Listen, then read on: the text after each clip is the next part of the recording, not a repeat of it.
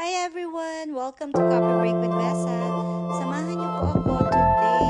It's our last weekend to shop and get ready for our upcoming vacation sa Philippines. So, we went here at Target.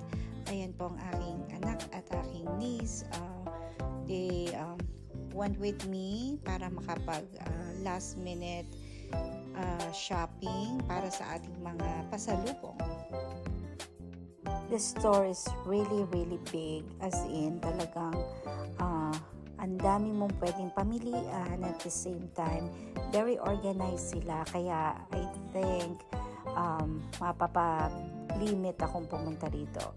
They just opened recently dito sa area malapit sa amin, and as you can see, kahit maraming tao, hindi kayo it's not too crowded kasi napakalaki ng place.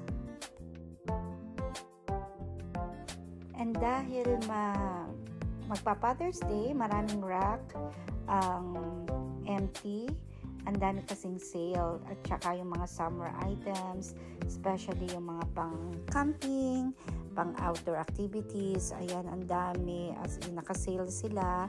May 30% off, 50% off, or buy one get one, mamili ka. So, in the end, sa pag-tingin-tingin namin ng mga kailangan namin pag-uwi, kagaya niya ng off lotion, mga lotions at saka mga sunscreen, inabot din kami ng over $100 sa pamimili. Grabe, no, iba na talaga ang panahon ngayon. Sobrang mahal na ng mga bilihin, but at least para naman sa sarili natin yon, magagamit natin, makaiwas sa mga mosquito bites, insect bites, kailangan natin yan.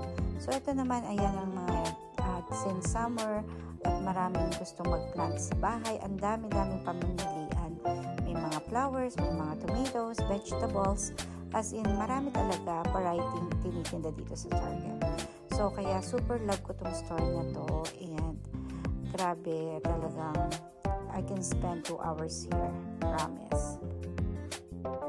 And since may mga bata rin tayong pasasalubungan, ayan, napakadaming toys, at nakikita nyo yung mga may paper tags na yan, those are sale items. At saka ang dami ng mga nakapamili. We went there like in the afternoon, so I'm pretty sure napakarami na nag-shopping.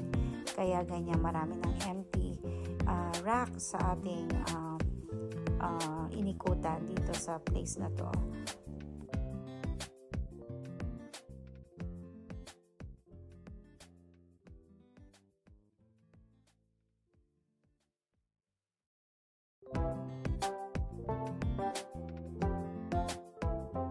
I hope you had a good time watching my shopping vlog.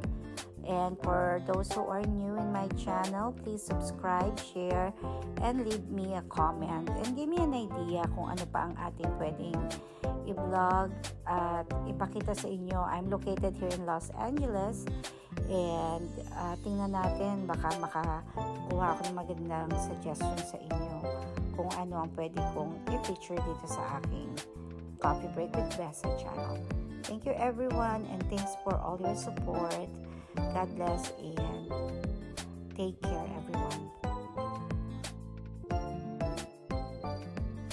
Siya nga pala, bago ko i-end itong video ko, i-add ko na rin, dahil after namin mag-shopping, syempre nagutom ang mga kasama ko.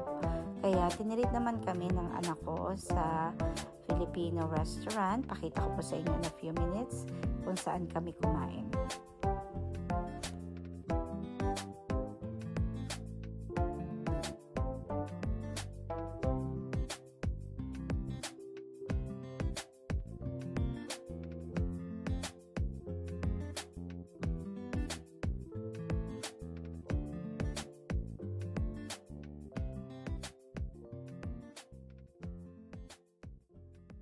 Here we go guys, we're here at Toto's Authentic Filipino Street Food.